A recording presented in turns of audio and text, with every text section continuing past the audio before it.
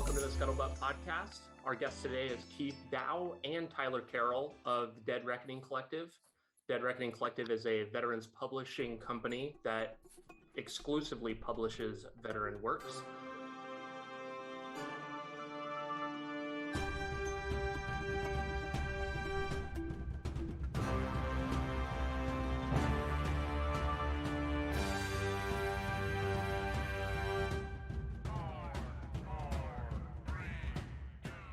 Welcome to the show today, guys.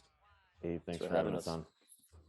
Looking forward to our conversation. We've been on like this writing kick recently, getting several weeks in a row here of different veteran writers. So it'll be good to get to the source and talk to you guys. Do you want to give us a couple minute spiel of your backstory and what led you here? Yeah, for sure. So I'm Keith Dow, co-founder of Dead Reckoning Collective. I did 5 years active duty in the Army. That was when Tyler and I met. We can get into that a little bit later, but did 5 years as an MP. Hated the majority of that job, but thankful for it because it showed me a lot of what I did not want to do for the rest of my life. Got out in 2013. And jumped right into school pretty much. Worked some odd jobs, construction stuff and landscaping and stuff like that. And then jumped right into school with the GI Bill. Did a Bachelor of Human Services. And then from there, wasn't exactly sure what I wanted to do. Started working at a hospital and kind of got exposed to the clinical environment while I was working security there because we worked a lot on the mental health floor and stuff. And so from there, I ended up also using VA benefits to do a Master of Social Work, which is what I'm doing now. So I also, when I'm not doing Dead Reckoning, I also work with 107 Foundation, working with veterans suffering from toxic exposure related illnesses and stuff like that. So we stay real busy. Tyler also wears 7 different hats. But Dead Reckoning is for sure the passion project. Then I'll let him talk a little bit about himself, but yeah, I mean, Dead Reckoning takes up a lot of our time and a lot of our passion goes into it. Because Tyler and I, when we first met, didn't even actually realize what we had in common, or how much we had in common. So yeah. It's got a weird way of sneaking up on you, and you the more time you spend with each other, you're just like, oh, you also think that way, or it builds over time. Yeah, for sure. One thing I'm realizing is I think we might be talking to the Army version of us, Brock. Keith has a beard, Tyler has a mustache, you have a beard, I have a mustache. This is the Army version of us. It literally is the. That's what I'm saying. Beards and mustaches. Yep, exactly. Dude, Mason, one of our newest authors, posted this picture the other day. I don't know if anybody saw it, but it was I can't remember what it was. It was these two redneck guys, and because of the facial hair and body composition. He posted it and said this looks like the Wish app version of Tyler and Keith. Yeah, it's that guy, the You Betcha guy, who always does these little skits on Facebook or whatever. Oh, yeah. I was dying. And I was dying. The Wish app version, that's a common joke now, and that's it just is such a harsh dig. Oh yeah. yeah. Now we get a lot of clever ones aimed at us now and giving us a hard time, but it's all good. Yeah, I'm all right with Keith being my partner. I'll still fight everybody. Yeah. But well, yeah, I guess I'll talk a little bit about myself, and then I guess get into what started Dead Reckoning and Keith and I's relationship. Kind of going back just a little bit, even though we're a publishing company that exclusively publishes veterans and stuff, I think our whole idea and what spawned Dead Reckoning was we wanted to kind of reach across the table, kind of bridge the gap to the civilian side of things.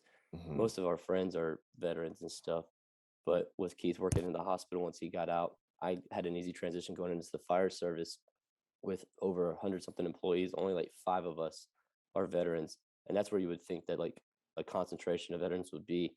And it's a little different with first responders, that there's similarities and everything, but going into that, I thought it would be almost exactly the same, and it wasn't.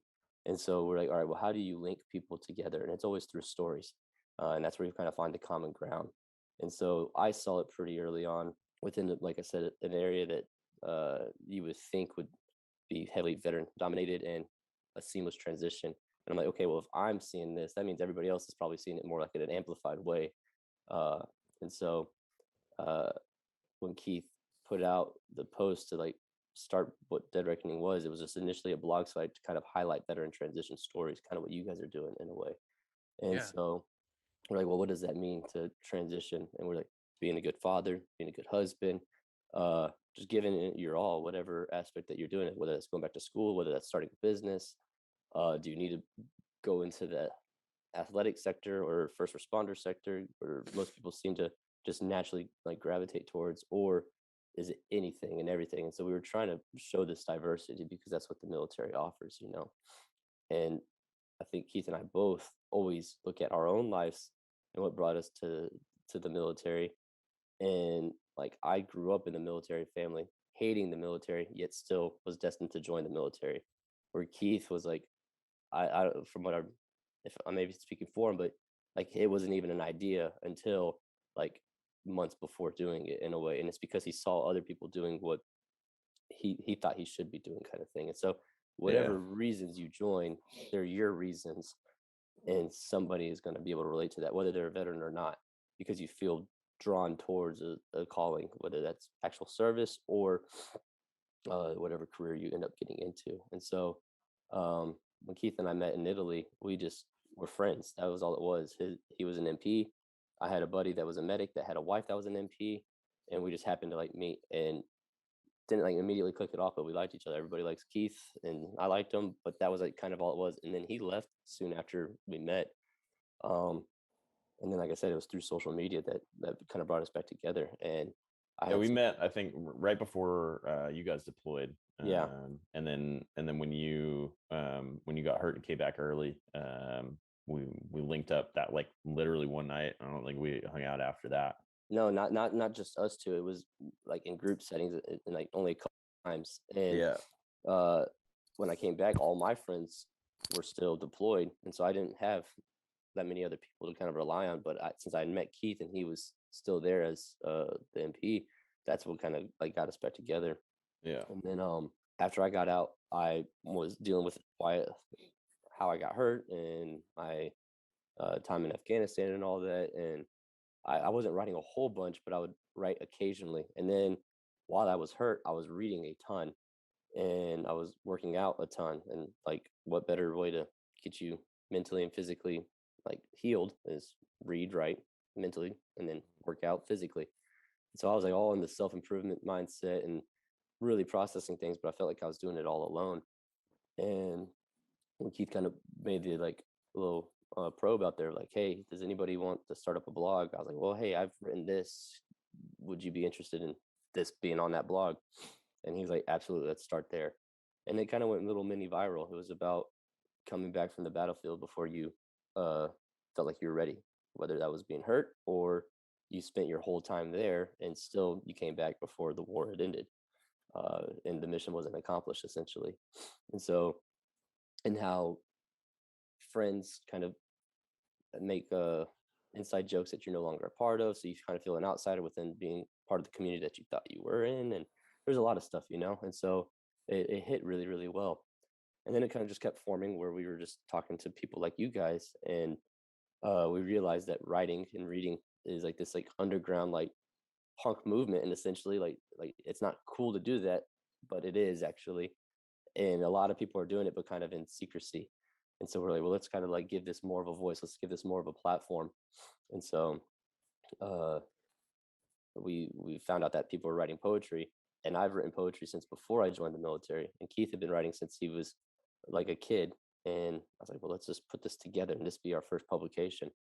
And again, that hit somehow. And it just, we had a kind of a feel of the pulse of the community without really realizing it. And this demand of reading and writing and kind of self-exploration. And what better way than to understand your own story? And that's one of the big things that Keith always talks about is like, are you just like living your life essentially? Are you writing your life, or are you actually like the author? Are you taking control? And when you become an author, when you become a writer, you have to analyze everything and get the best understanding you can as objectively as possible. And that's stepping outside of yourself and your experience and making assessments of why you're in the why you are where you are. What did you contribute to that? Who in your life has kind of informed those decisions or influenced them, and all that stuff. And so there's just so much that goes into reading and writing and understanding through other people's experiences, and then getting a fully articulated version of your own experience. And so that was like the influence, and like that's all like just now coming to the like realization after we've been doing this for years and years, because I think we were just kind of reactive essentially, like, hey, let's just do this, hey, let's just do this. And like looking back, we're always like, man, like it's just crazy how everything has just kind of continued aligned. But yeah, once I got out, I joined the fire service and wanted to share those stories. I want to share the military stories, and wanted to talk about being a father and a husband, because I think most men can relate to that as well. And so that's kind of where I'm at right now. I'm a father, I'm a husband, I'm a business owner, a firefighter, paramedic. Like it all encapsulates, and I'm able to kind of share all of that. And at the same time, I'm pursuing my MFA, and I just started my final semester, and the MFA is in writing. So we'll see how all of it goes. That's really cool to hear kind of how this whole thing came to fruition. And it's interesting looking back in hindsight how it just seems kind of random as you're putting things together. But then when you look back, or like at the time, it feels like that. But when you look back, you're like, oh, like that was the next step, and it all just kind of seems like it falls into place and kind of naturally comes together to like the next thing couldn't have happened without the thing prior and whatnot. When you guys, we always talk about like one of the things there's a couple things that we're really passionate about and really into pushing on everybody else and in urging other people to explore themselves, but one of those things is for sure like finding creative people and like surrounding yourself with creative people regularly. And that's one of the things that Tyler and I have going on, is that we have a really great creative relationship.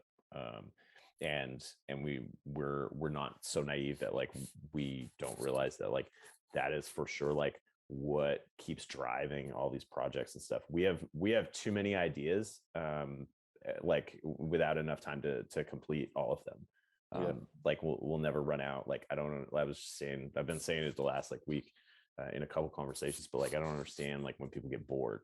I don't have time. I don't have time to get bored, and I have this never ending list of ideas and projects that like Tyler and I constantly want to do. We have projects that we want to do on our own, but like even the projects that we have on our to-do list that we want to do solo, or that we want to be our own project, we constantly like tap each other for input and advice and critique and stuff like that. So that whole like surrounding yourself or finding like a guild type thing, like it's crucial in creativity. And that's one of the things. We'll talk a little bit about like the development and education stuff that we're doing as well, but that's one of the things that we're pretty passionate about as a company is finding some peers, or even people who aren't like you.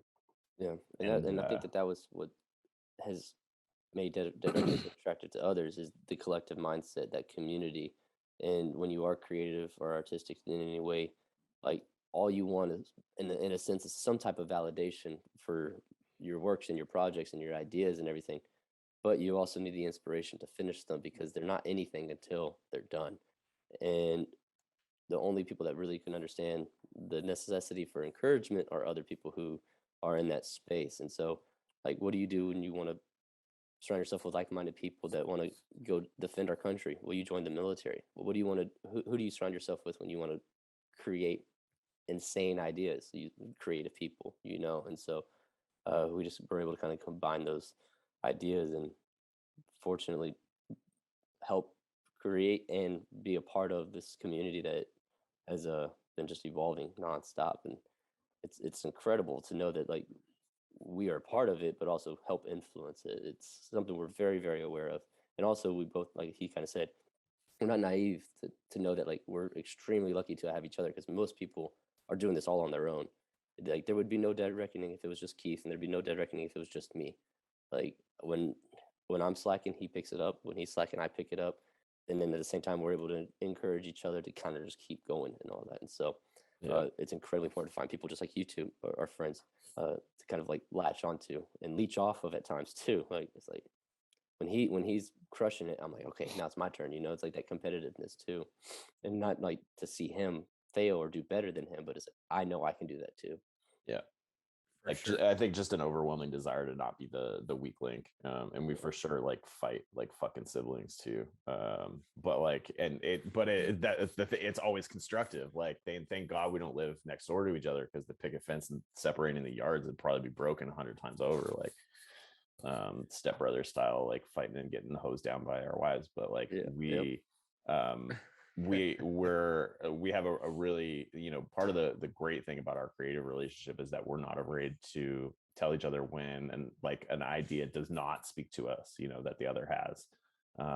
And we're also not afraid to, like, if the other is, passionate enough, like to let them like either like to run with it and allow them to fall on their face or whatever, but like, and sometimes it smashes, but either way, like we have a really deep respect for each other and our taste and our our creative differences and stuff, as well as the similarities.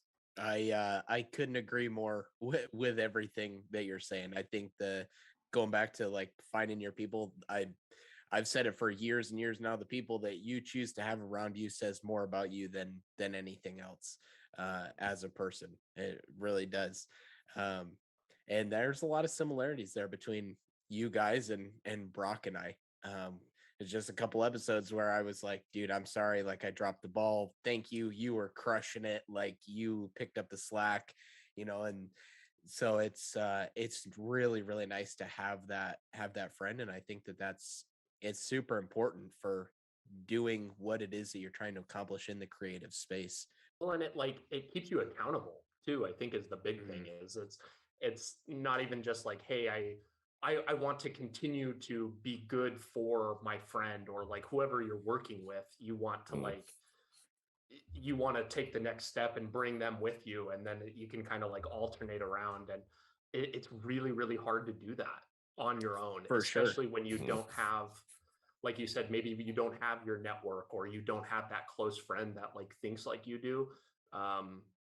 Man, it's really fucking hard to do that. Yeah, and and the analogies I immediately usually go to are like the gym or fitness or something like that. I was a medic. I did personal training briefly. I'd work out at the station as much as I can. And like yesterday with my crew, we did a partner workout. We're all motivated after the holidays, of course, and we're like, we need to get everything back together and all that. Feeling thick after that, yeah, all that exactly. holiday cake, Well, if I'm rowing on my by myself through like a circuit, yeah, I'm gonna keep like a 2 minute or 2:20 pace, because I'm gonna slow it down and just chill and not work too hard or anything like that. And yesterday during our 5 rounds, each one of us were like rowing at like a minute 40 pace, like just burning through a minute 30 pace. And like, there's no way I would do that by myself. I'm not gonna push myself that hard. But when I know like they're waiting on me or they're relying on me, you're always going to do better. And so, like, I come from sports growing up. Like I played a lot, and so like I thrive in those team environments. It's like Keith is my partner, my teammate. I can't let him down. Just like all of this. So Yeah. Mm-hmm. Yeah, there have been definitely some late nights for me where I'm like, when I produce like my YouTube videos or whatever, I'm like, I'm tired. I want to play video games or like whatever. I'll do it on my day off. But there's been several nights where I'm like, man, I'm really tired, but Brock is really relying on me to get these couple videos done. Like I need to get these done for him so that he can put them out. I need to do this. So having that like extra push of somebody, just like you're saying, Tyler, of somebody relying on you, that's big. Like that's a big motivator, because sometimes it's hard to like motivate yourself for your own personal stuff. And I'm sure it's the same thing with writing or whatever other project you're working on at the time, or if it's just for you, you're like, it can wait. I'm tired. I want to watch Netflix. But when somebody's like relying on you, you're like, I gotta log in. Like, I gotta get this done because he did his part and I need to do my part now. So yeah, it's a big motivation for sure. Yeah, I think the communication is key too, because Tyler and I, for sure, like with everything else that we have going on, we get like that. And so we're just brutally honest with each other. Like, hey, like, I'm not doing it. Or, hey, I'm going to do this. And like, you have, X amount of days to do your end or whatever. But the communication is key. Yep. You guys have, I'm curious, like I know my relationships and the people that I have that like kind of close bond with or whatever, like Tim and a few other friends. Did you guys know like almost immediately when you met each other? You said you just hung out that one night. Oh really? No. Huh. Tyler I was like like a Keith, like I buck said. 50 soaking wet. He did not strike me as a person. He was very fresh in his career too. I was like at the end of mine and he was at the beginning. So he like, and I was just like, oh man, like he's a nice kid, but like I just did not know what we could have had in common, you know. Like he still had like a super boot haircut. Like he was like it's super drunk the first night I met him, trying to get me to tell him the Master Mason's password, like just like Yeah, I was. he and I was just like I didn't, but we didn't talk enough. Like, you know, you can for sure like enjoy someone and like have no inclination to like continue to get to know them. I just knew that like he seemed to be a genuine person and I liked him. But you know, knowing what we know now, like we've always had more in common than we realized, and we continue to find things out about each other that like that reveal even more of that. We're like we have a ridiculous amount in common. We just didn't. It was too much to unearth at that time. So yeah, a lot of people like they see me and Keith and like they're like, oh, you guys like contrast each other well because they see me as this firefighter dude, like all American boy. I get it all the time. And Keith's in the punk rock scene, and it's like neither one of us, I don't think, judged each other for that by any means because he had like the hand tattoos and was like I said, in the punk rock scene growing up. I didn't think anything of it because I just don't give a shit about that. But I like to joke with Tyler's wife about how perfect he is too. Yeah, it's all American boy. Yeah, it's really really fun. I'm very, very aware of the perception I give off. Yet that's just all it is a perception. I've done a lot of stuff in my life that a lot of people don't know. So I guess I'm just good at hiding it. I don't know. But and I come from a childhood that I had to grow up very quick and deal with a lot that a lot of people just don't know. And not that like I keep it to myself by any means, but it's not like just information I just put out there with anyone. But we didn't necessarily just like immediately click, but we got along really well. And I don't know like if I immediately click with like that many people to begin with. So I'm friendly with most people, and I can develop a relationship I think with pretty much anyone. But something like this, like I think it's just something that just matured over time. Yeah. I also I think it comes down to too, like if we're a pretty good gauge of character. And I think we both pick up on different things, but like I'm very much of the mindset like when I meet someone that like I can get a pretty good read on them usually, and if I can, it bothers the shit out of me, but like I can usually get a pretty good read on somebody. And like the read that I got of Tyler was that he's a good person. So usually I'll be dismissive of someone that I like immediately like will witness something or like will pick up on something that I'm like, nah, that's not for me, which in the military like was very difficult to maintain relationships because like in terms of like value based lifestyles, like I did not mesh with a lot of people given the culture and stuff. But the way that you treat your friends and family and stuff is a pretty good indicator of how you're gonna treat the person that you're meeting. So and I'm kind of more on the other end where I almost click with anyone and trust them probably more than I should. And Yes. I want people to like, I just put my faith in people. I haven't necessarily ever been burned by it per se, but like I just want to believe in the best of them. And I feel like if you already kind of pitting them against themselves in your mind, like they're going to fail. And so I try to give some grace, and I'm probably too forgiving at times. And so that's where our balance is at, is over here in the middle is where we meet on most things. A tough thing to balance. I think that there's merit to both sides of that. And I think that I don't know which side I fall on, but yeah, I think that both I can tell sides you have value. I can tell you. Yeah, Yeah, Tim here. Hey, your best friend here. I can tell you because I was actually just talking to Jessica about this, my wife, a couple weeks ago. I think ever since I've known Brock in a social setting, I think I'm quicker at making friends. Brock is much better at keeping friends. So Brock is just like me, like he's very, very likable. And we make the joke that everybody likes Brock. That's his fiance makes that joke. I make that, like everybody loves Brock. I don't like either. Yeah, I mean, I appreciate that. This is awkward now. Yeah, weird. But like at a party or whatever, especially like a couple of years ago, like I'm good at like socializing and making friends, but like it'd be 6 months later and Brock's like, oh, I'm gonna go like have lunch with so and so, and I'm like, the one dude from the party, like how are you still talking to him? And he's like, oh yeah, like we text all the time.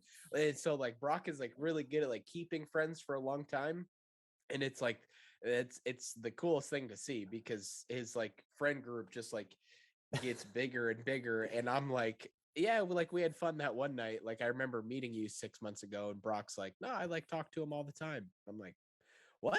Why the fuck would you talk to that Yeah, guy? yeah, Still? exactly. Yeah. Gotten me in trouble so many times though, because I will just like coming into living with my fiance, and I'll just say like, oh, like I'm talking to this person. They're like, and oh, who is that? Oh, well, my friend from whatever.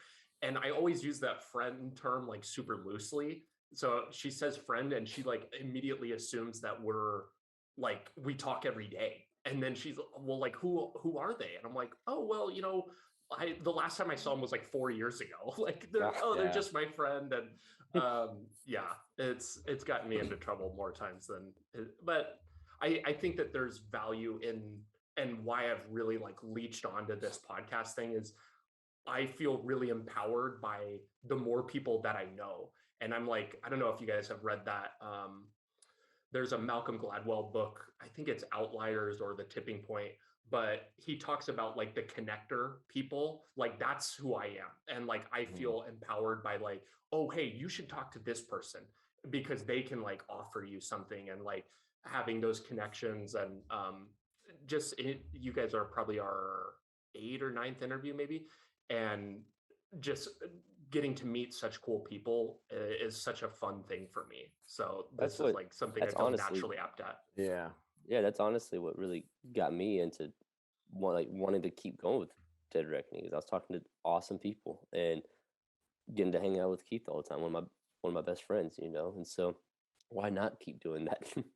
I also realized a long time ago, just a side note, that like you don't have to be like best friends with everyone, and you don't have to like stay in touch with everyone all the time. Like sometimes I feel guilty and I have to remind myself that like sometimes a relationship is literally one interaction. Sometimes that's like what you get out of it, and it doesn't always have to be this ongoing thing. Just like you don't have to be like heartbroken every time, like when you're like young and stuff. I think that was kind of when I started learning it, but like you don't have to like be heartbroken every time a fucking girl breaks up with you, or vice versa. Like that can just be like the experience that it was, and then you go on. And friendships are really no different. Like you get what you came for out of the relationship. You don't have to continue to try to squeeze shit out of something that literally only has that little bit. Yeah. Well, and there's so many, when you think about what it takes to be friends with somebody, there's so many things that have to line up at the same time.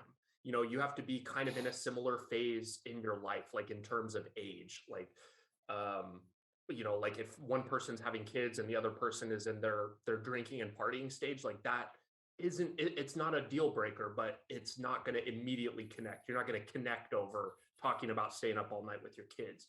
And then you need to kind of have similar interests, and then you need to be in the same place in the same time, and also have like time to foster that relationship. And there's a lot, the stars really have to align to like be consistent long-term friends with somebody, and then to actually have that endure when people are moving at different paces it's incredibly difficult. Mm-hmm. That overcommitment side of social anxiety is fucking crippling, and like it's one thing that like I'm not shy about it at all anymore. Like hey, no, like can't commit to that. Why? Because I don't want to. No, like I'm not fucking interested. Oh no, I'm not gonna come out. Like, oh, like do you have something going on? Nope. I just don't want to. Like it's not like, you don't have to do things that you don't want to do.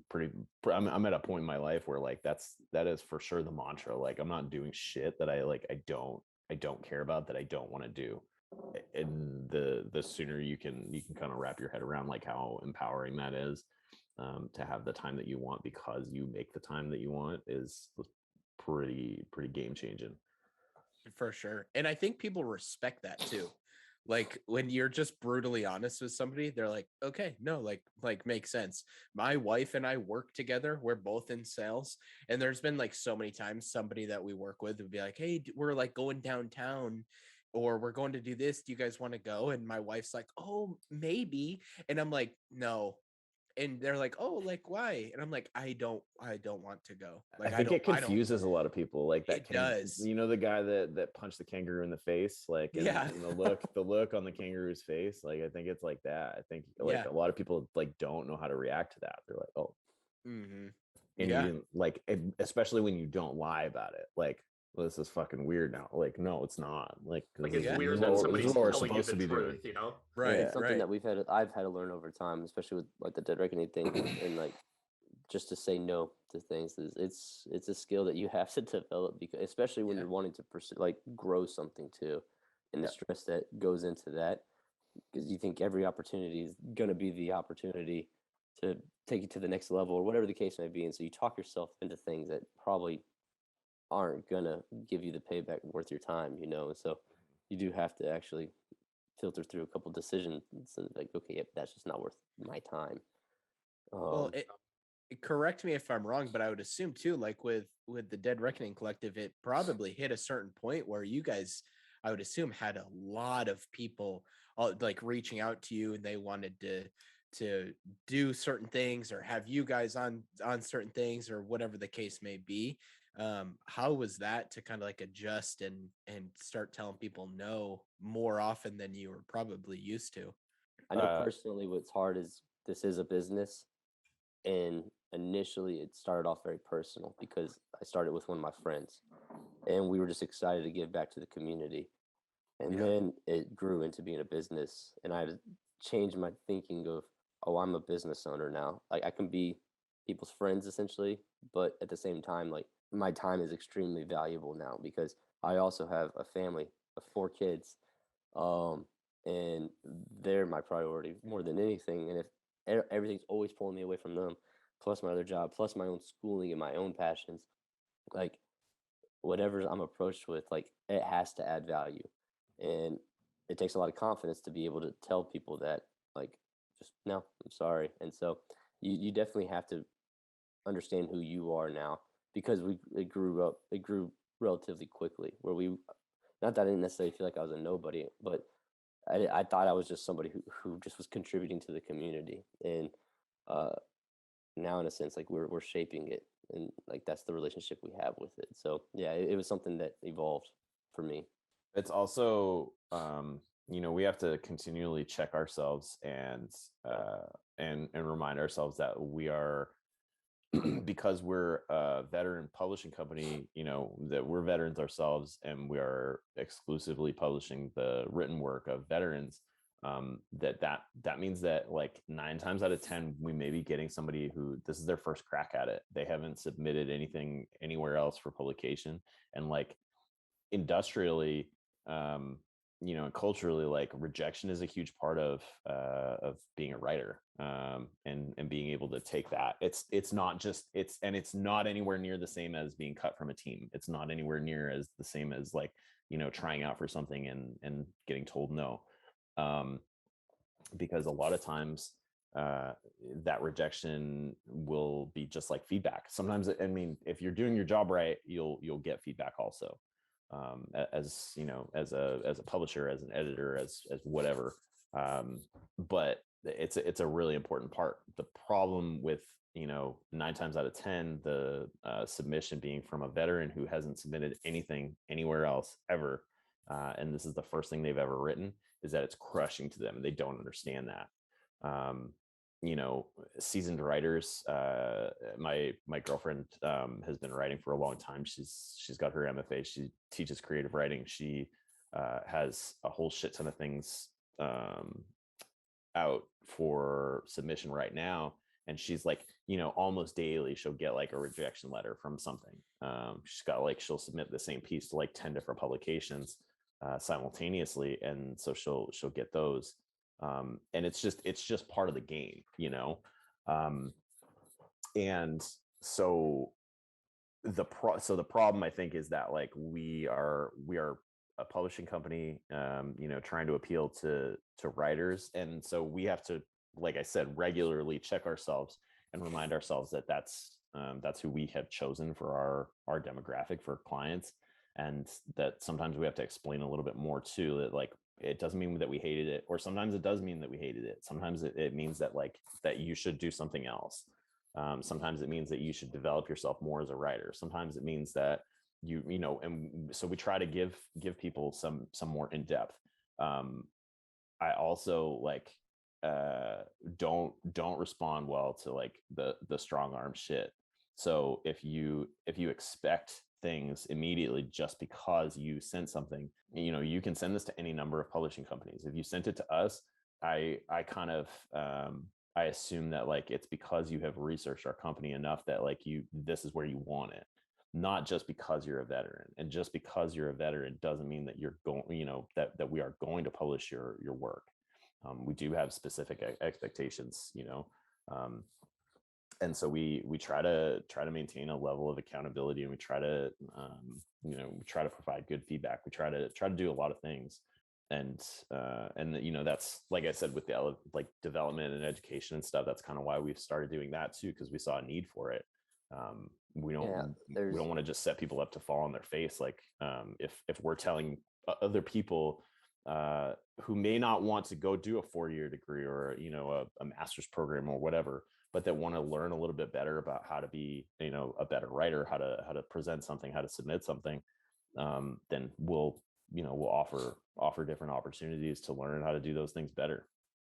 Yeah, this is a world that like Keith and I are still like continually learning about, and broadening our understanding of it. And like I went and pursued a business degree so I could understand business that much more, because again, that's what we developed into. I needed to understand writing that much more, so I pursued an MFA.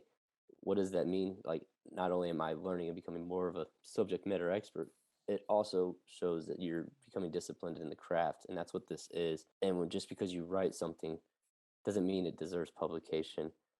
Just because you have a cool story doesn't mean you know how to write well. And so that's what a lot of the educational side of things is like, this is a world of its own that has its rules that you have to kind of play by a little bit. And like when you guys reached out for the podcast, it was extremely professional. And so you understood the value of our time and the value of you, who you are, and like your confidence within what you guys are offering us to be able to come onto your podcast. Like that's a relationship. Like it's a business one at first, and then it could develop into more of a personal one.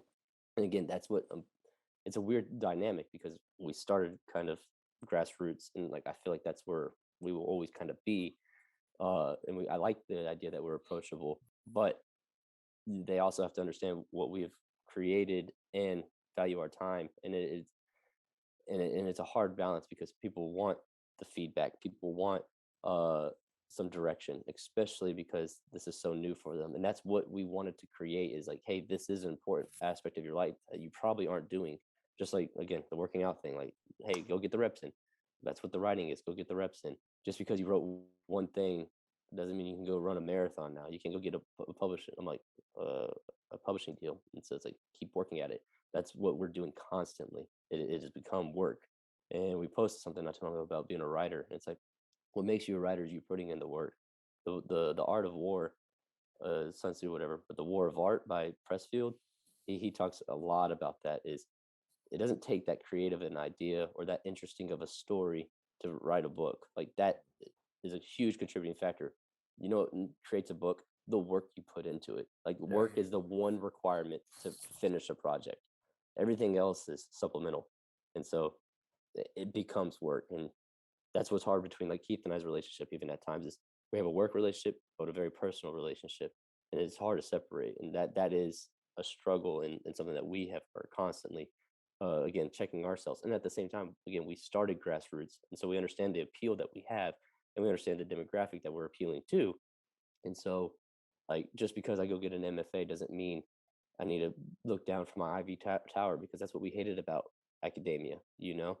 But it also should show that like I have an understanding now, a different one. Whether it's better or not, who knows, but at least a more informed one.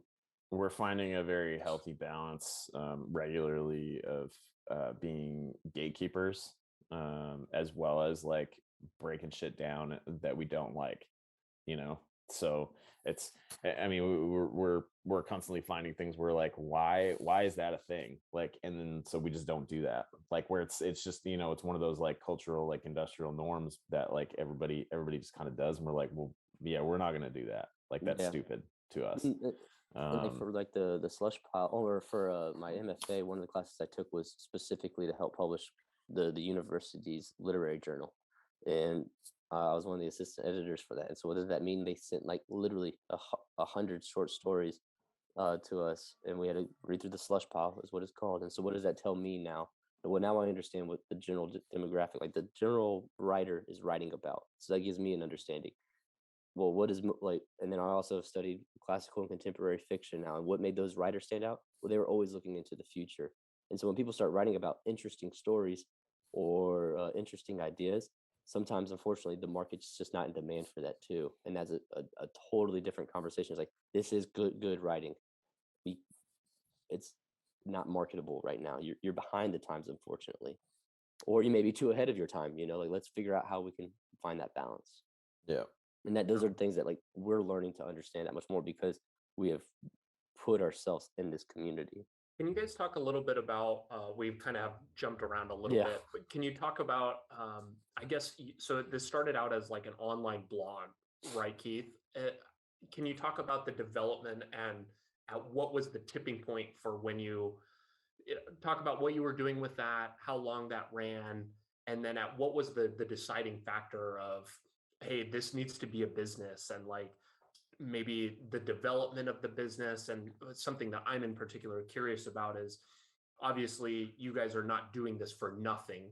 I don't believe it's DRC is a nonprofit by any means. How do you balance? There's so much in the veteran community that's like about giving back. How do you balance like, hey, we need to like, we're making this a business but also trying to do good at the same time? Does that make sense? Yeah, I mean, we understand the value of sustainability, and we also understand the value of passion. So balancing those things is important. And you know, we want to. I think every project that we've done, Tyler and I go into with the idea that it's going to fund the next one. You know, it's important for one to do well because, like you know, we've had little missteps where like we've thought something is going to do well and it hasn't. You know, everything is done pretty well, but there's been like one or two things where like you can tell like we thought it was going to do better than it did and it did not. And so like having those expectations is sometimes disappointing. But I mean, in terms of you know, switching over to the monetized side, you know, from a blog, really it's sustainability. Are you going to be able to sustain just doing something for free forever?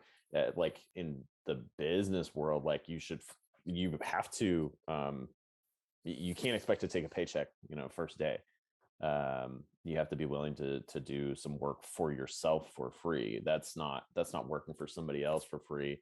That's, actually like fueling your own passion project and stuff, or doing what is going to do well eventually. So I think with that, like with this being like project oriented, Tyler and I have always like done each of these projects knowing that if one is doing well, it's going to fund the next one. And it's gonna, and then collectively those things are all going to fund the greater good. We also, like in like the altruistic sense, we do those different charitable projects. So like, we have like a series of the developmental courses right now, and the third one in this series is a recovery based course that my partner is teaching, and all the money is going. So when we're going to kind of try to do that with these developmental courses, like, when we do a season or a series of them, one of them is going to be, donation based, and also the donations are going to fund, something else that somebody else is doing. Same with the poetry anthologies that we do. Like all the money from those right now goes to 107, has gone to different like nonprofits and charities in the past. So we try to do those, just to keep ourselves honest, honestly. To talk more about like the business side thing, Keith mentioned at the beginning, like I wear multiple hats, and so like it's hard to like see the world in multiple different ways. But I think that's the gift of a writer too, as you can. And so the creator, artistic writer in me sees the world one way, but then the business side of me sees another thing. When we were just the blog site, essentially, I know what I noticed was like there's a dozen of these, like just within the veteran community, and each one of them brings something different to the table.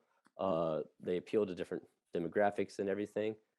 And when you look at the business side, it's like, okay, that's your consumer. Well, what do we offer that's that much different? It's just a blog site. Well, at that point, it was just really us two. And it's like, in order to create something like that, you have to continually put out that content. And I remember I wrote like an essay or article, whatever, about like 5 pitfalls with money for a private or something like that. And like, I hated it because it was like, that's not how I write. I don't, that's clickbaity. That's like, well, what value does that have? Everybody knows them, and like there's some value, I guess, into it. And people thought it was funny or whatever, but like we're not necessarily journalists, and we're not trying to go get the news and this and all that, or really op-ed pieces, like opinions. And so it's like, okay, well, then we're not really bloggers at that point. We want to tell the story in a long form, and we're also more about the arts. And so that was the poetry. And so we're like, well, there's no publishing companies in the veteran community. There's publishing companies at large, but how do we bridge that gap to tell the veteran story to a bigger platform? And it's like, we need to publish books at this point because that's not happening. And so we saw that opportunity, and it's like, how do we make ourselves more relevant? Like within like, I think about it a lot, like within the fire service. The fire service is becoming irrelevant in a way because the inspectors and investigators are trying to put us out of job because buildings are being built so fire resistant, and insurance companies are making claims, whereas if a house burns down, it's just cheaper to honestly just pay it off. So how does the fire service become relevant? Well, now we do EMS. We provide medical service. Now we can provide community education.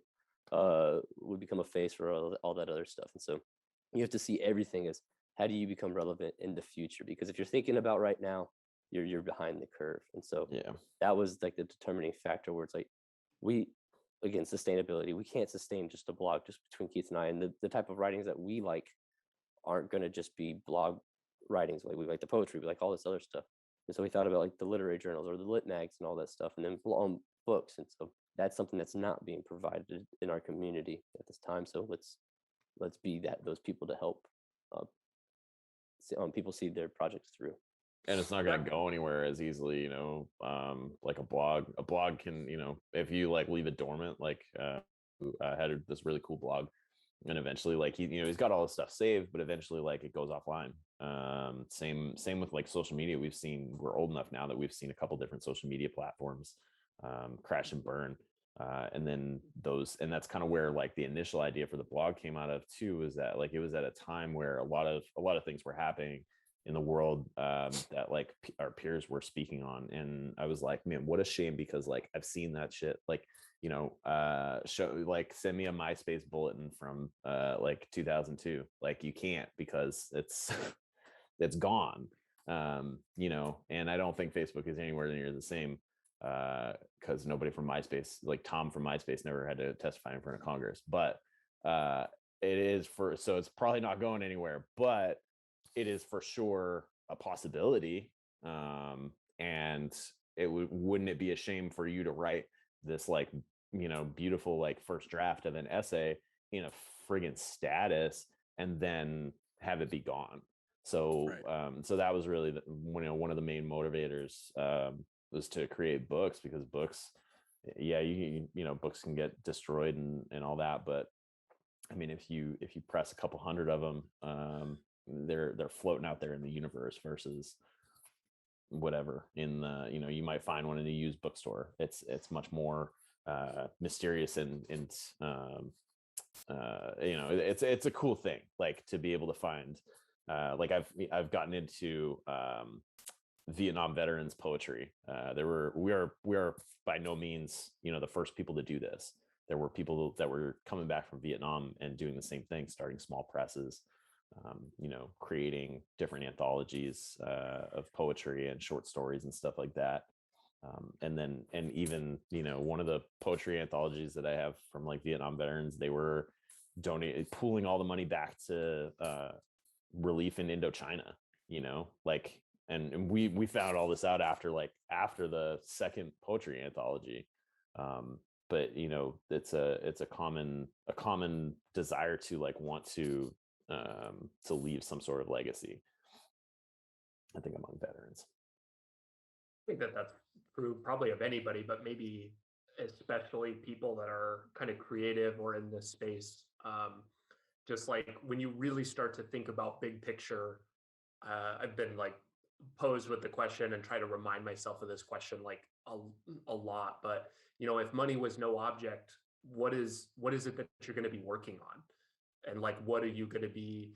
And a lot of the things that people like, they're like, oh, well, I would be working at a charity, or like, and the reasoning for that is like creating a lasting impact on the world that's positive and or at least positive and important in your eyes.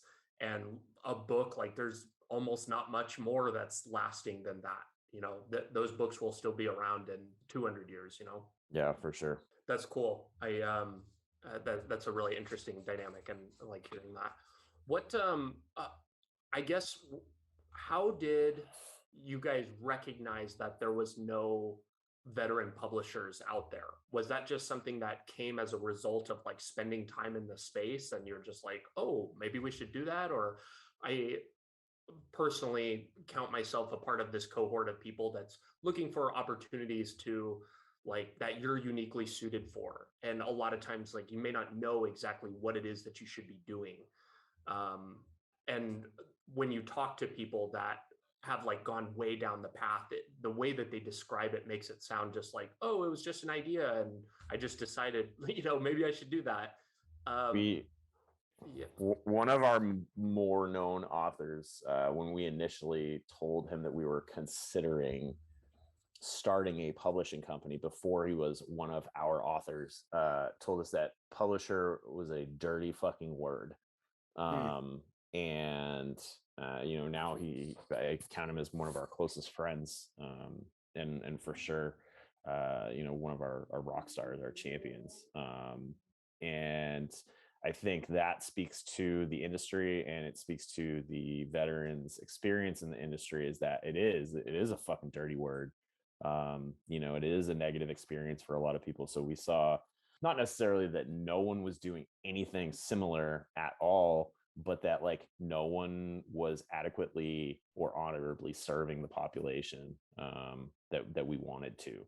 So I mean, that's easy, you know. Like, I think that's where the best business models come from. That's where the best business ideas come from, where you know, you see a deficiency and you're like, oh shit, like I can do that better. And I see that all the time. A lot of the merchandising and different, pre-order packages and stuff that we've come up with are based on like my experiences touring with hardcore bands in the early 2000s.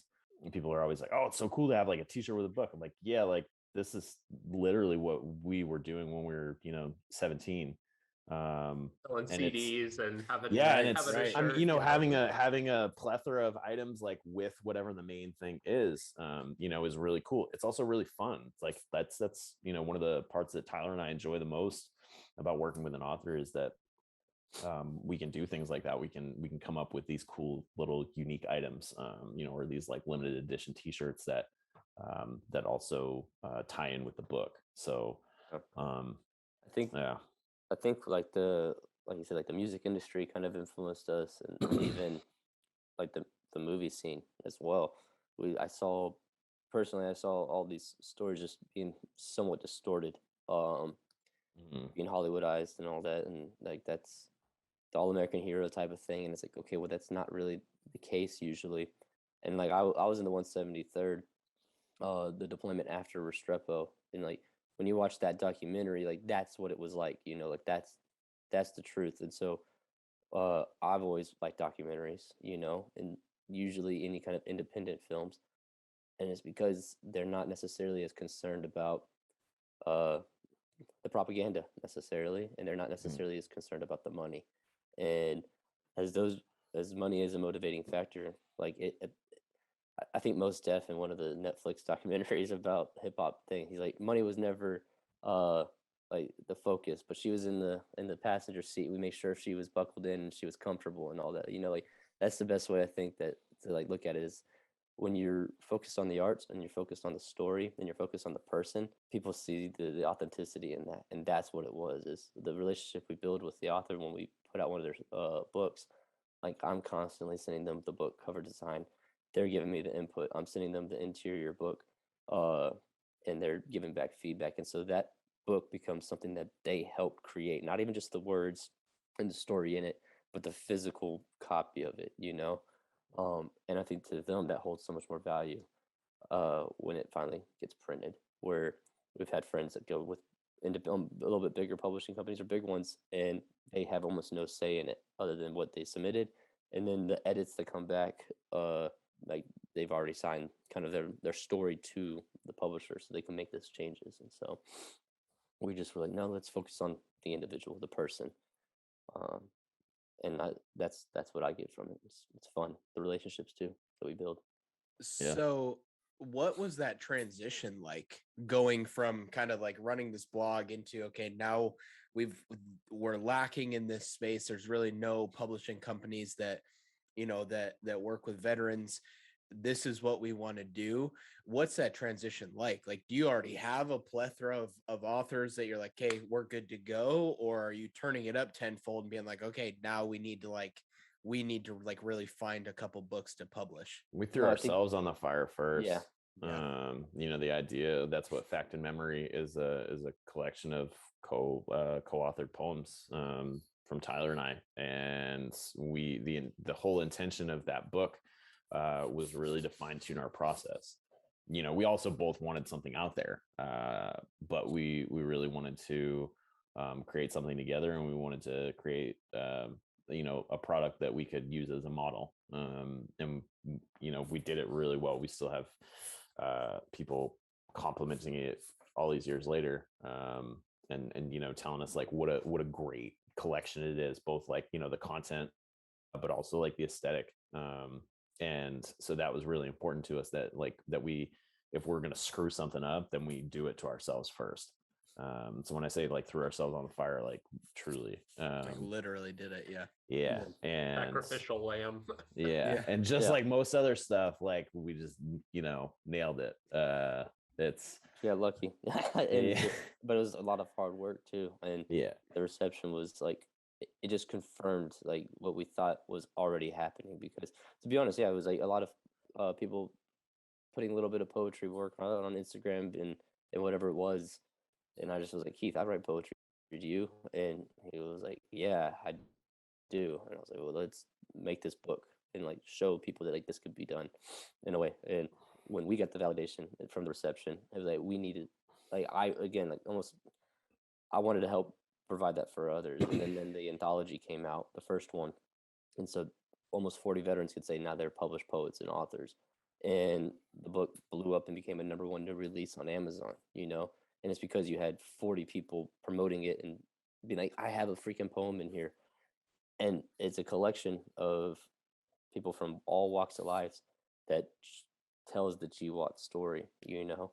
And it's incredible. Like Was amazing poems in there that speak to anyone and everyone, depending on where you come from. There is poems in there that will speak to you, and like that was just such a good feeling to help provide that. And then we had our own poems in there too, and so it's like, okay, well, what's next? And again, like Keith and I, like this has been a slow process to kind of get to the point where we're at. But like when we hit the ground running, we hit the ground running, and like we know how to make things happen when we want to make them happen. But like we have other ideas, and we're always looking into the future. Okay, well, what's next? Like we got the educational classes going on and the workshops going on right now because we saw a need for that like 4 years ago, because I didn't know how to give feedback to people that well. I could tell Keith what I thought of his stuff, but like I didn't know how to articulate it that well.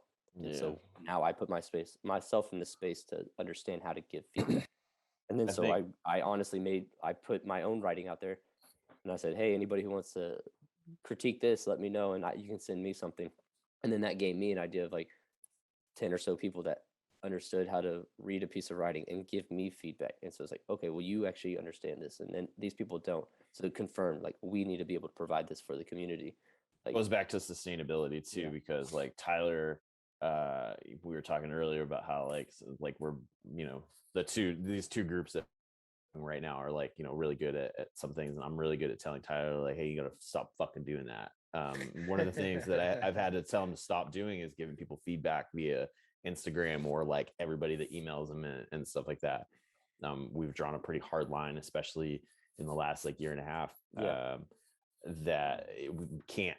And this is another part of you know, the industry, is that like there are not a lot of people that you can just like send somebody a DM and be like, hey, like, what are your thoughts on this?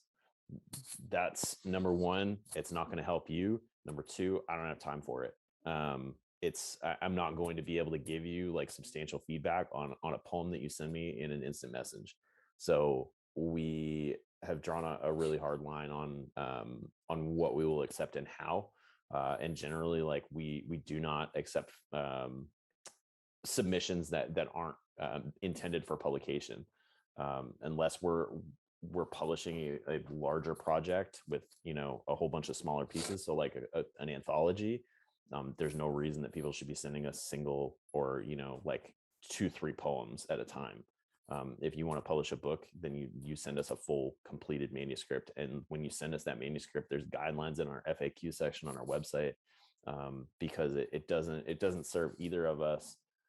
You know, the same thing that's going to happen to you is going to happen to somebody else. The only difference with us, because we're a veteran-owned company, is that we want to see you succeed.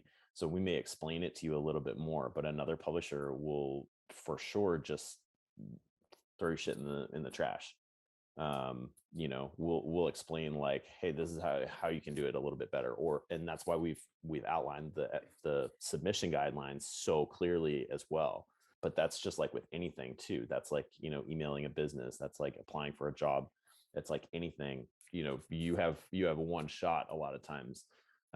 We'll take those extra steps. We will, or if we see value in a story that may have just be riddled with grammatical and spelling punctuation and stuff, but the story's there, then we can work with that. And that's where we also differ from a publishing company. I know I'm probably opening us up to a whole bunch of Marines sending us, you know, manuscripts and crayons, but it's true. You know, we will work with somebody more if the substance is there.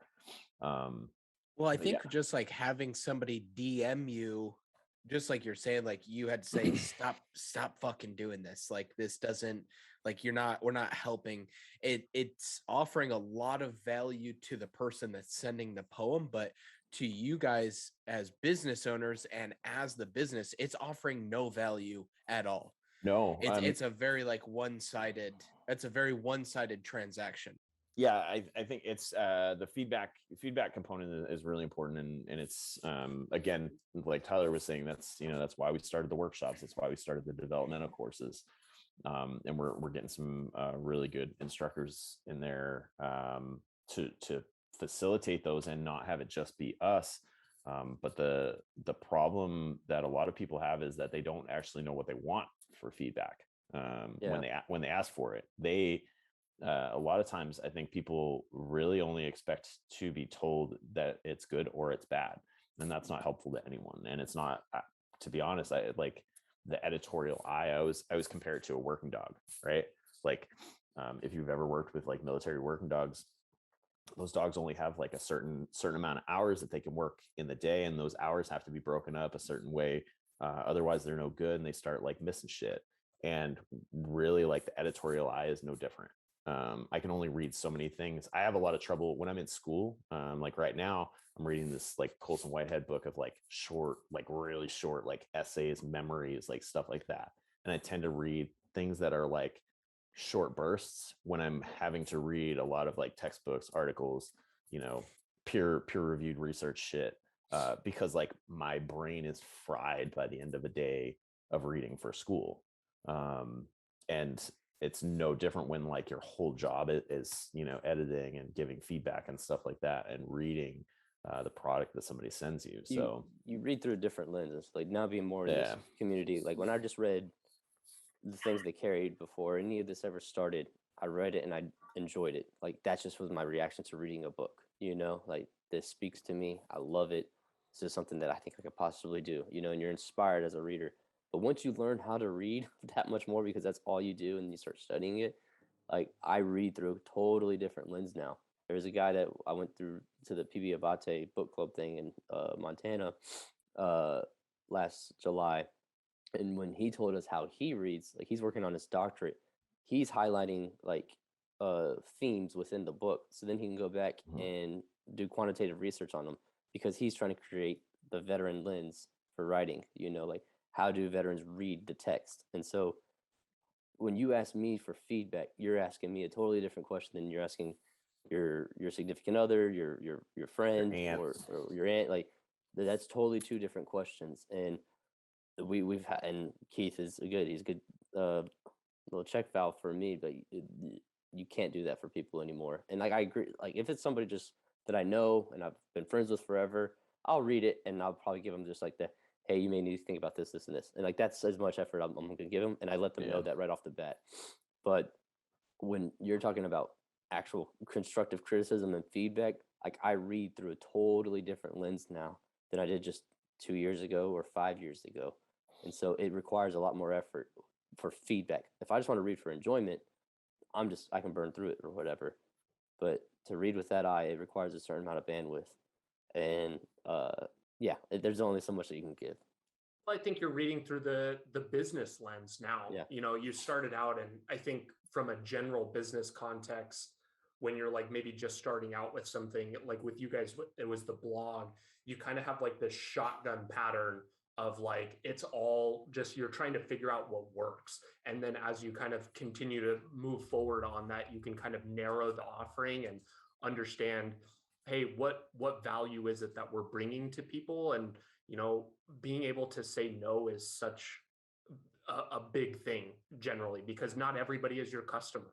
It's not everybody has a great piece of work, and that's okay to say. And you guys said something, you're not doing anybody any favors by just accepting or publishing everybody just because you're another veteran, you're a friend.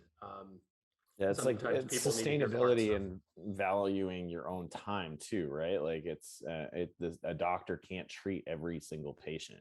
That's why we have triage. Like you cannot do you can't do everything. You can't be everywhere.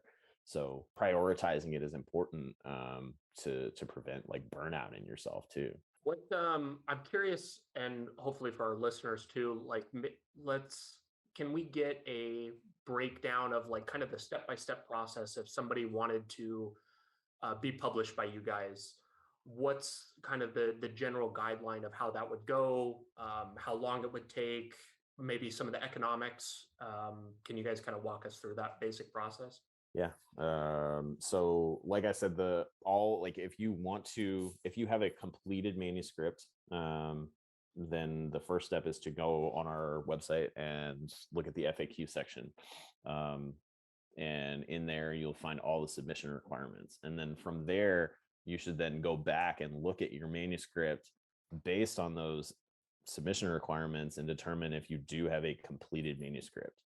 And then there's all kinds of things that we can have conversations about, like why do you want to write this book? Why is this book important for people to read? What kind of book is it? We really don't limit ourselves to any one genre. Poetry has for sure been our best seller in every sense, but we don't limit it at all. At any rate, then once you put the manuscript in the document prescribed in those FAQs, then you send it to the email that's in there. Once that's done, then we review it. I'm in acquisitions. Tyler's the managing editor. I'm the acquisitional editor, so it comes to me first. And I look for a couple different things, but mainly like the first things I'm looking for are the submission requirements. So can this person follow directions? Very similar to a lot of stuff that we experience in the military. Sometimes you'll get DQ'd just based on the simple fact that you didn't follow simple instructions. And that's important for a number of reasons. Once we determine that it's a project that we want, then Tyler will also review it, and he and I will agree on it or disagree on it. And then sometimes we'll fight for a couple weeks about it. But that's typically what the initial process is. From there, you get a letter from us expressing our intent to publish, because sometimes, we were talking about it earlier, sometimes people have simultaneous publications or submissions, simultaneous submissions. So we want to make sure that since you have sent it, that you still intend to publish with us. And then from there, once we hear back from the author, then we send out contracts and all that, and then we get started on the fun stuff, which is cover design and formatting and editing and all of that. Very cool. And how many, I guess, give us a sense of how many you guys have done so far? Where are you guys going as a company? What do you expect to do in 2022 if you've had those types of conversations? I think we're on 11 books this year. We have at least, we'll probably have. I think we're on this year. Yeah, we'll hit at least a dozen. At least. This year is going to be really cool. We have a whole bunch of different projects in the shoot. Probably more than we can actually make happen, but that's we're not stopping, so it really and as the business grows, the team continues to grow. Now we have educators, we have editors more, so then the process just gets that much quicker and that much more fluid and everything. What is a typical start to stop, from the time that somebody sends in their manuscript, and let's just say it's good, they're a candidate and it's in the format and they've met all the requirements and you guys want to publish it, from the time that they hit send on the email to publishing, I have a book in my hand. What is that? How long can that take? How long is typical? It can be as short as probably the quickest it will be is 3 months, and that's hauling. And right now it can take 6 to 9 months realistically. Sometimes we'll get manuscripts that have already been professionally edited, which is, this is a great talking point, actually. There now that you can self-publish a book if you want. You can also get a book edited, outside of a publishing house. The problem with those things is very similar to any kind of like DIY or shortcut thing, in that like there are people who want to take advantage of you. So we have had some books submit, manuscripts submitted to us that are already professionally edited, and they are ready to go. We review them, and they're ready to go. We've had others that have been professionally edited and sent to us, and they are not ready to go. So, and there are different types of editing services, right there. But my point is that like you can do things yourself. We get that question all the time too. Well, like, should I just self-publish? Which is kind of a silly question.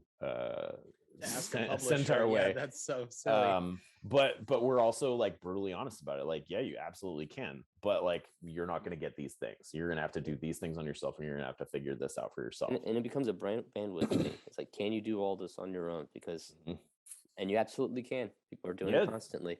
People do. And again, like, I'm all about supporting the individual. Like, that's like, do it. And like, we have projects, like, as much as we would want yours, we have others. So like, if that's what you want to do, if you're on a timeline that you're wanting to work on that we're not going to be able to keep up with, then we'll help in any way that we can. But more than anything, it's just go get it, bud. Like, just encourage it and stuff. And there's also a different timeline for poetry, and then fiction or nonfiction, actual novel or novella or anything. Like, obviously, the bigger the project, the longer it's going to take. But poetry is a lot different because it's just shorter. Is really what it boils down to. Yeah, and different types of poetry too. So it'll sometimes be easier to write to edit poetry and to format it. And then other times it'll be a little bit trickier, depending on the form the poet follows and all that. Sometimes somebody will want something a little bit more complicated for a cover.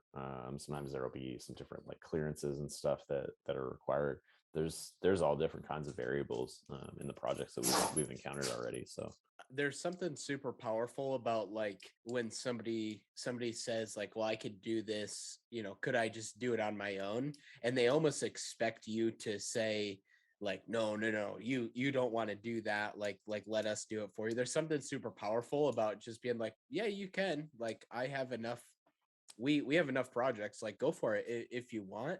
That almost like to the I'm gonna say consumer here because I'm kind of like generalizing it, but to the consumer, that's almost like, well, wait, hold on, no, I want you to do it. So that's a powerful thing. It's powerful in sales, it's powerful in construction. So I can only assume that that's a powerful kind of like a powerful move in the publishing world too. Construction's a great comparison. Like, can you do it? That's a great comparison. Yeah, I'm gonna use that one now for sure. Like, can you do it? Yeah, for sure. Like, can I, and I talk about it like with my girlfriend all the time. Like, can I do this? Like, yeah, I can do it, but this and also like knowing when you're like way in over your head.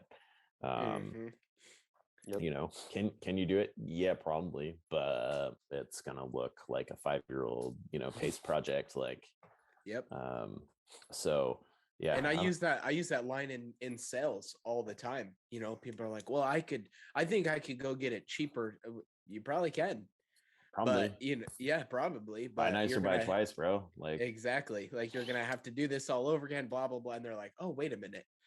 Yeah, let's just get this done here. Like, where do I sign? Kind of thing. Have you going back to like the people get like self-edited or they'll like have it edited on their own? Have you ever come across a book that you're like, I could tell that this is edited, like this is good, send me the unedited version though? Have you ever like done that? No. I was curious on something like that. Yeah, I'm wondering what lens you guys have as veteran editors versus like if somebody is a veteran and they're bringing the manuscript to a professional, like, but is not military affiliated, how will they edit differently than you guys maybe? And that's what I was thinking. There's a couple things to like think about when it comes to editing. Are you editing for grammatical and punctuational and just like copy editing? Yeah. Or are you getting the feedback of like, hey, dig deeper here?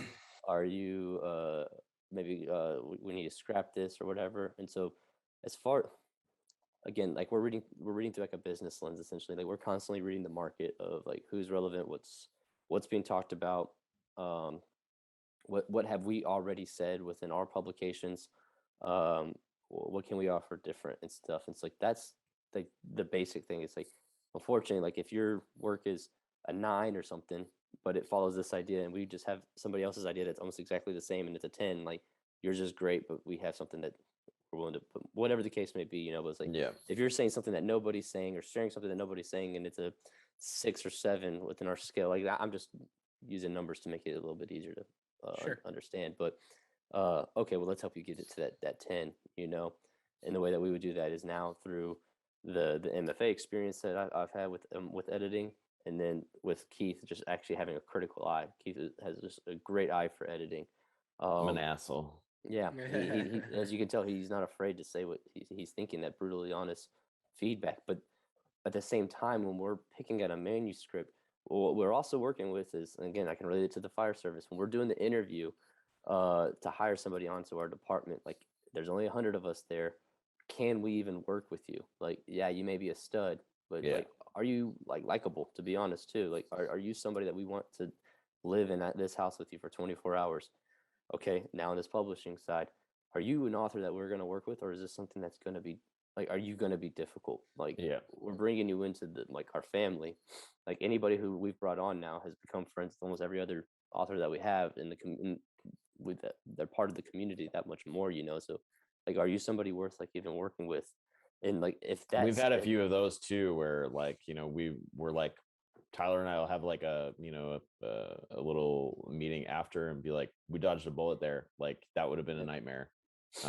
Yeah, or we're like, we love this person, like let's encourage them. Like they're almost there, you know. And like we have a lot of those people who we don't have on contract at all right now, but we believe in them, we believe in their story, we're friends with them, and it's like once they're ready and we're ready, like let's do it, you know. And that's what's also hard too, is we're at this point where we need something finished right now, because that's what we're working with time and effort and energy and manpower. We're getting to the point where we can offer more, but you don't turn in an assignment that's 70% done, you know, Yeah. or it's going to be received as an assignment done 70%. And we do have the capabilities to help you see it all the way through, but that's going to require so much more. So like it has to be something that we're that's worth spending our time on, you know. We take it, I mean, bottom line is that we take it very seriously, regardless of what story you're telling. You know, we understand like the amount of time and effort that goes into creating a finished product, and the courage that it takes to submit it to a publisher or even an editor, to get feedback, to, you know, put it out into the world. Like all those things like take a tremendous amount of time and effort and vulnerability. And you know, one of the best examples of that, you know, on a bigger level, even aside from like the personal manuscripts that people send us, is the poetry anthology that we do. You know, that was a project that was started by Leo Jenkins, and Leo has more faith in us, I always like joke, than he should. He you know, we've built a really like beautiful creative relationship with him. But that poetry anthology was, you know, was brought to us because he was like, you know, I think that I could do this for sure, but like I think, you know, this is something that you guys should do. So it's a project that we've been really lucky to work with him on now for 2 volumes. And it's something that he was super passionate about, and he saw a light in us to carry that on and see it through. And we've done it twice now together with him. You know, from the selection process to the artwork to, you know, everything creative with it. And you know, we don't take it lightly that people look at us as an authority and as a you know, as educators and gatekeepers. Like we really don't. We take it very No, it's a huge seriously. responsibility. one that we're fully aware of, and we do our best to respect that. Again, you writing a book is the most personal thing you can do, and again, this is business that we've had to learn because it is. Yet we also want to keep it that personal, kind of customer service, essentially, I guess, if you want to call it. Yeah, I'd imagine that a lot of the works that you guys are getting and some of the works that I've read from other veteran writers are extremely vulnerable. And, you're pouring your heart out in a way, and looking for kind of that validation of your story and your time and kind of the processing of everything that you've been through, I guess, in a certain way. Mhm. I'm curious so you guys started with the publishing. You've got these classes now where you're teaching writing, able to give like individual feedback and those. Where do you guys see the future of Dead Reckoning Collective? What is something that you're looking at that you maybe want to offer in the next couple of years, or where you guys are going as a business? Oh, that's a good one. I think we have ideas. I don't know if we can necessarily just start sharing them because then we're just like speculating on some of them. Yeah. But Also, we'd have to kill you. yeah, Okay. but We'll bleep this out. we'll continually. Tim first. He's got the face for it for sure. Dang it. It's the Um, nice face, man. I think definitely the educational side of things is where we're going to put a lot of focus and effort, along with the workshops. Yeah. Again, the one of the best things that we've helped done is be a part of this community and help create the community. Again, Keith and I don't have the time to give you the feedback all the time, but aspiring writers have clicked together within this group, and now they're talking a whole bunch. So if we can help foster that environment and make each one of those writers that much better of a contributor and that much better of an editor, then all we're doing is just making the community better at the craft. So I think the educational side of things, the workshop side of things, is where we're going to put a lot of focus on. Yeah, just fostering those like professional relationships too, like the different collaborations that we've had with PB Abate and Coffee or Die magazine, and countless others. It's such a cool thing to do, to be able to say like, well, like we don't have the bandwidth for this, but like there's this thing that's happening, and you should check this out, because it might be a little bit more in line with what you're talking about. That's not really what we do, but they do it really, really well. There's a whole bunch of different things within like the literary industry and the veteran community that these things are happening all the time, especially with with writing and writing workshops, courses, like one example, community events.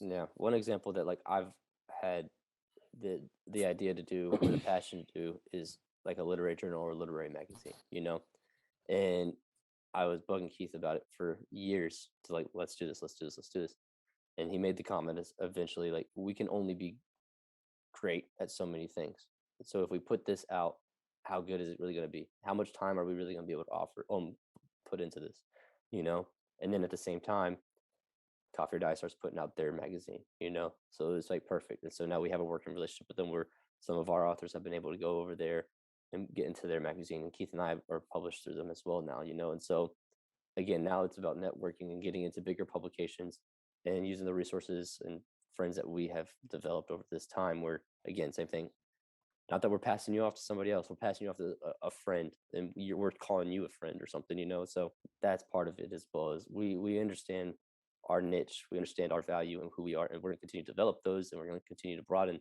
those spaces. But as of right now, this is what we offer, and we're proud of it. Well, and I think that at a certain point, like you mentioned it earlier, but you can't do a lot of things super well, and it's okay to just be really, really good at one thing, because there's somebody out there that needs that.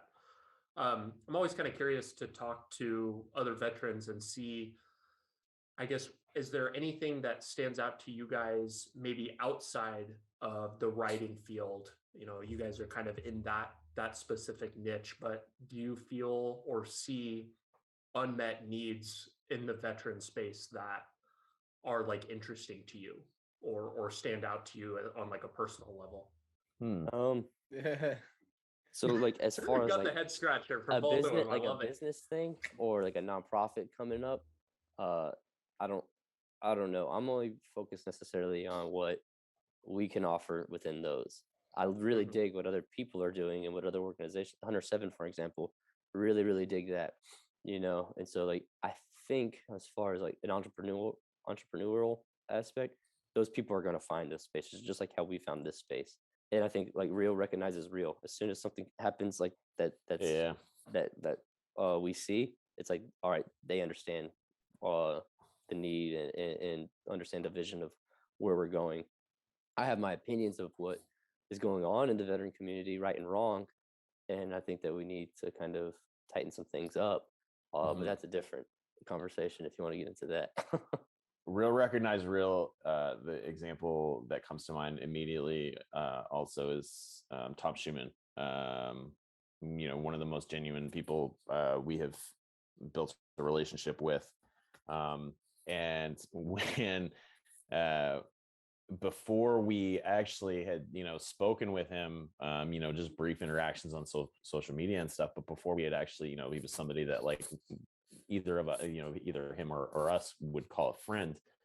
He had actually included a comment, like some commentary in a research paper that he wrote for school about our podcast, and how that it it started great and then fell short. And then so not only did he write this, and it was like essentially like bashing us a little bit in this research paper, but then probably a year after he submitted it for his class, he sent it to me and told me about it, and told me like, hey, like I was wrong about this was a little bit short-sighted, like you guys are doing like all of these things, and I didn't know all about them, and I spoke I may have spoke too soon, but like just like that, he's such a genuine dude that he would like to get that off his chest, like to say like, hey, like I never would have seen that shit.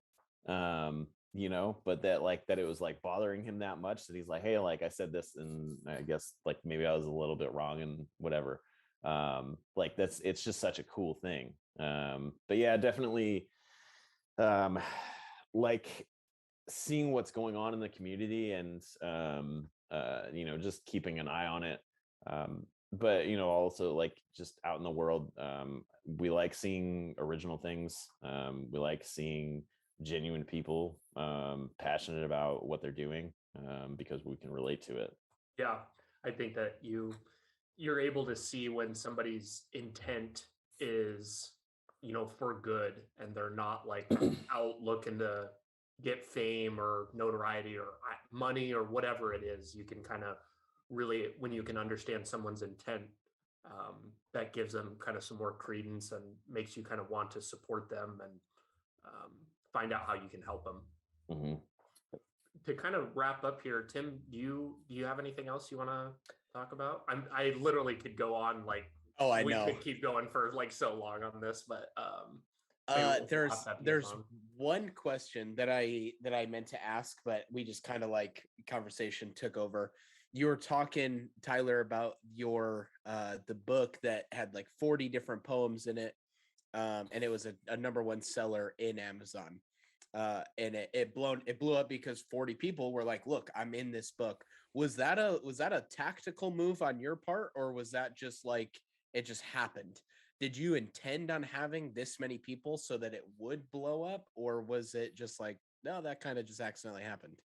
Like he said, Leo Jenkins gave us that project. Essentially, it was unfinished, but we had developed a relationship with him, and we were very early on in this in Dead Reckoning. And so we're like, oh yeah, we want to hop on board on that. Well, like, what's your goal with it? And he's like, I just want to pretty much elevate the narrative, pretty much to get as many voices out there that may not be being heard right now. And we're like all about it. Like that was like, it is somewhat altruistic. We just like literally wanted to help other people feel what we just felt when we put out Fact and Memory.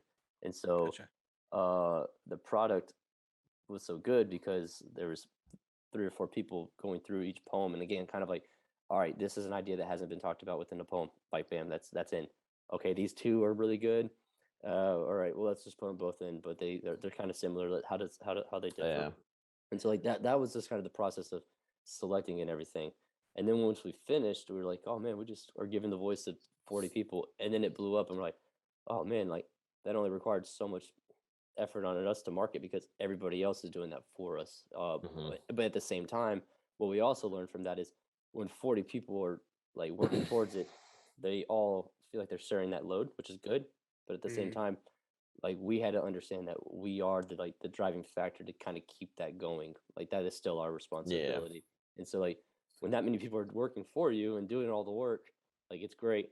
But at the same time, like we kind of took a back seat, I think, initially on that first one of allowing it like it to just kind of organically develop. On the second one, we were like, okay, like now we have, I think it was 70 on the second one or 60. And it was like, all right, like everybody's going to be doing that again. But when so many people are involved in the project, people feel like it's maybe not their as much as their responsibility to market or whatever. And I was like, no, that is the publisher's job to do that. And that was something that we had realized.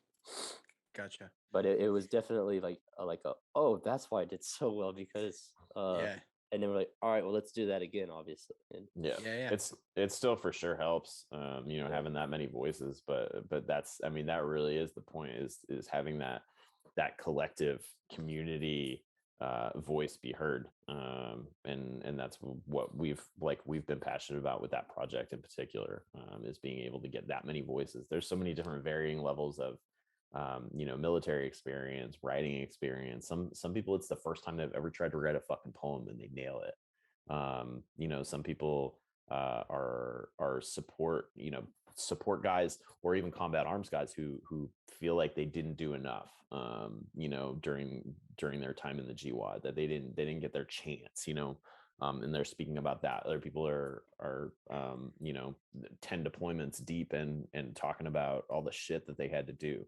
It is truly like a comprehensive, creative presentation of what 20 years of war looks like, through that percentage of the population. It's a super cool thing to hold in your hand. Well, and there's so many, like you said, so many different voices, but everybody is kind of standing for the same thing. And it's crazy to see some of the same themes. We talked about themes earlier, like that whole like sense of maybe not feeling accomplished or whatever. Like you see that in people who serve 4 years and people who serve 40. Like there's a lot of those same issues are prevalent regardless of who you talk to. Maybe not everybody, but and especially with writers, they want themselves to be heard, but also other people's stories to be heard too. So I look forward to reading that. That's on my list. Yeah. Definitely. Well, cool. I think we could talk for much longer, but that just means that we'll have to have you guys back on if you're don't think that you're the better doppelganger of us. So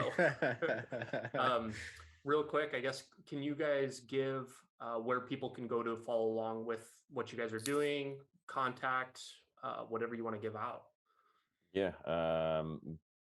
Website is deadreckoningco.com. Instagram is where we're most active on social media, and that's Dead Reckoning Collective. Twitter is DRC Publishing. We don't use it as much as we should because it's dumb. And if you are interested in publishing with us or bringing another project to us, review the stuff like we were talking about, review the stuff that's on the website, but for sure shoot us an email. And yeah, I mean, we're looking forward to seeing more projects, more people get into the craft and share the stories in whatever format they choose. Very cool. Well, thank you guys so much for your time. This has been great. Yeah, thank you. Yeah, definitely. Thanks, guys. Thanks so much for tuning in today.